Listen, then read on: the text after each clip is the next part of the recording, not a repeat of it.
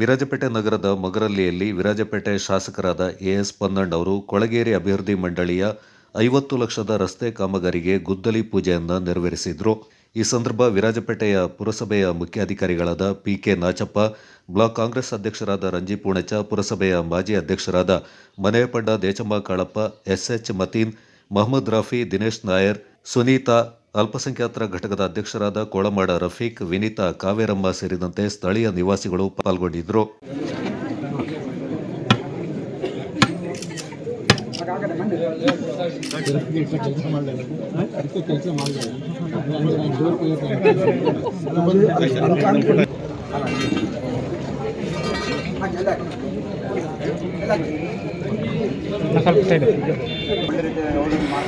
ಪ್ರಕಾರ ಮಾಡಲಿಕ್ಕೆ